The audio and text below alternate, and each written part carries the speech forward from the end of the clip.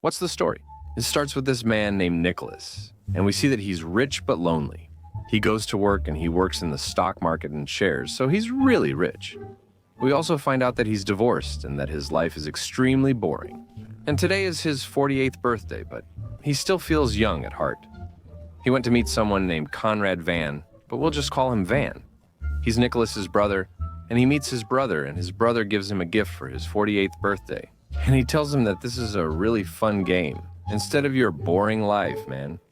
He tells him, call the number that's in this envelope to make your life exciting again, man. And he tells him, trust me, you'll like it.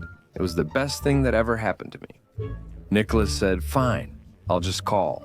Nicholas hates surprises, so his brother had the cook sing to him unexpectedly. Nicholas sat there annoyed and uncomfortable. And really, he kept calling the number like crazy and went to the place where the building for this game is.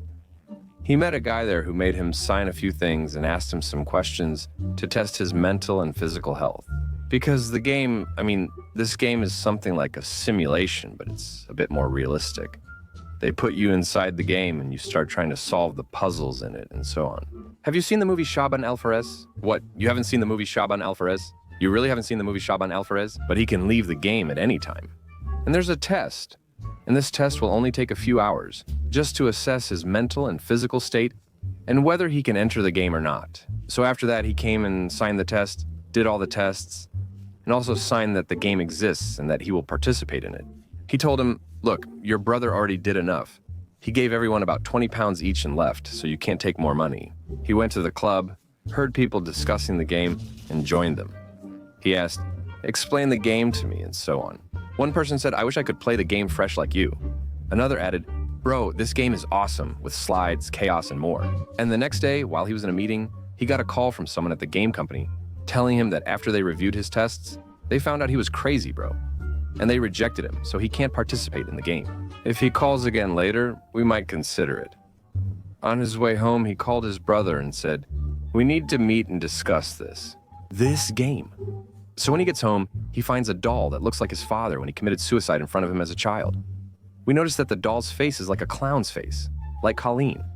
When he takes the doll and goes inside the house, he finds a key. If you look behind you, maybe you'll find something. Never mind. The key has CRS written on it, which is the company responsible for the game. Then something strange happens to him.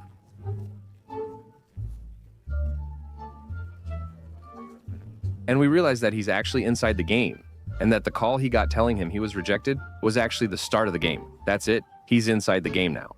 He tells him he'll find keys that will be useful later, so not to throw them away. He also points out a camera behind him, which he realizes is inside the clown. Yeah, man, didn't I say look behind you? Is that the camera? All right, goodbye. He breaks the camera, the signal returns, the host reappears, and everything resets to normal. The next day he goes to the airport. He discovers the person who sat next to him, named Dahlia, after the same clown-faced doll he had yesterday, which had a key inside. But a woman took it before he could retrieve it. God forgive me. And he finds someone looking at him, and when he asks, what's up, man? Why are you staring? Look ahead. The guy points at his shirt, and there's an ink pen that leaked on the shirt. So he goes to wash the shirt in the bathroom, and he finds something there. Someone behind the door asks, can you help me? He replies, what do you want? Encouragement. The person says, I'm done in the bathroom. Can you hand it to me? He says, please, but refuses to help and leaves. You're a disgusting guy. He then goes to dinner with his brother, but his brother doesn't show. And when he gets up, he bumps into the waitress, and she spills the drinks on him. When the bill comes, he's surprised and runs after the waitress. But he can't figure out the truth about the waitress, and he goes to the one who spilled the drinks on him. She leaves him but returns when she sees a man collapse. He calls an ambulance, saves the man, and rides with him. He chased her because a note on the bill said, don't let the waitress leave. At the hospital, the lights go out and everyone vanishes. In the name of God, the most gracious, the most merciful. He meets the waitress, Christine, and tells her it's a game. She gathers her things to leave, and Nicholas follows her to the elevator, but it's not working. Good morning, but Nicholas, bless him, keeps going. He uses his brain to put the doll's key in the elevator, making it work, thank God. After a while, the elevator, it breaks down with them inside, so they have to get out through the hatch. The hatch? They escape through the elevator hatch and end up inside the CRS company from the game. As they move, an alarm triggers, and dogs with security chase them. They run until they reach safety, then head to Nicholas's company to make a change. You can't tell where they change clothes. He doesn't know how they ended up at the company in pajamas. He just doesn't understand it. He calls her a taxi so she can leave, but before going, she admits someone paid her $400 to spike the drinks. Honestly, if someone gave me $400, I would have sold him out and vanished the next day. The secretary tells him he lost his visa at the hotel. Yesterday, he goes to get it, but notices someone is following him. When he stops and gets out, he takes the gun from him and learns the follower is a detective hired to watch Niklos. He then visits someone who once blackmailed his father, and now suspects this person is behind it. All this mess. But we find out that the guy has nothing to do with this matter. He apologizes and returns home to a trashed hallway. Drawing his gun, he enters. The lights switch on, and a purple glow appears. Like that, and there are strange things written on the walls. He finds another doll, and written on it is something like your father. It says, choose eternal sleep, with a picture of his father after suicide. He looks again, checks behind another spot. Maybe he'll find something if he listens to me. Maybe he'll find something, so he calls the police. Someone knocks on the window, and we understand it's his brother. He tells him, my son is in your car, and he goes with his brother. His brother is very nervous, so he tells him that these SIRS guys are chasing him. Not just chasing, like they're really after him, and they won't stop no matter what happens. Even after the game ends and they get all their money, they still keep coming after you. Suddenly, the car's tire bursts, and we see that Van, who is Nicholas's brother, is worried about everything. When they get out to change the car's tire, Van finds a lot of keys in the car's dashboard. Nicholas says, bro, are you with them? Why are you doing this to me? Why, bro? No, he says to him, you crazy guy, weren't you the one who got me the job at the company in the first place? He replies, bro, no, you're a liar, bro. He leaves, runs off, and takes a taxi. He notices the driver's initials are CRS. Trying to exit, he finds the car locked. God help me. The driver jumps out, leaving Nicholas inside as the car plunges into water. Nicholas escapes. So he goes to the CRS company and finds that there's no one there and that there's actually no such thing as CRS.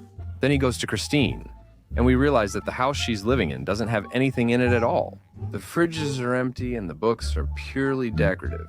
When she gets close, she tells him she's being watched and can't talk here because they're being searched for. He still doesn't calm down and keeps yelling. And we see that there are people going to the house where Christine and Nicholas are, and they keep shooting at them. They completely wreck the house, and after that, they're able to escape and get in the car. She tells him this isn't a game, and it's real. He replies, just like you filthy woman, get out of the car. When she left, she said only she could tell him the truth. He made her get back in like a dog and said, I'm sorry, I'm just a kid, watch me. She says his brother Fian is involved. And we understand that the hacks they were doing were just to get information about him, and then later to withdraw the money from the bank. When he calls the bank and gives his password, they tell him, your account is empty, all your money is gone. They go to a house far from the police, and his manager calls to say his account is unchanged, with no money missing. Christine tells him his manager is also involved and knew when he asked for his location. Christine tells him to drink juice, and after he does, he feels dizzy, passes out, and wakes up in Mexico. We learn the bank he called was actually the company, and after giving them his account password, they took all the money.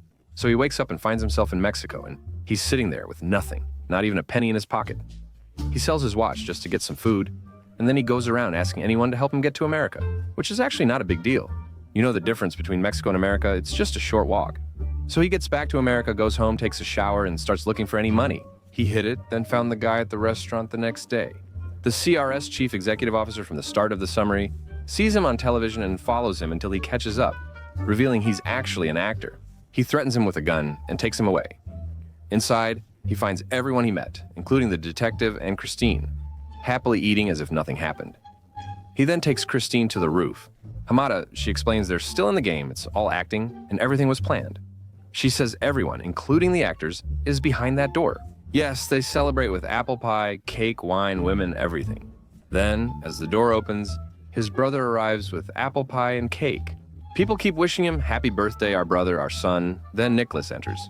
He stands clutching his chest, wondering if he killed him. Nicholas, shocked, chooses to kill himself like his father. He lands on a giant pillow and his brother says, surprise, I'm alive. All the blood was fake. Everything was an act. And he wore a protective vest. Actually, come here because I've been quiet for you. And this movie, come on guys, hello? And then he asks his brother about Christine. So he tells him that she left and took the car. He goes to talk to her and she tells him that after all this drama with her, she's traveling. She says, stay with me for 2 days. And he tells her, I'm coming. And that's it. The story's over.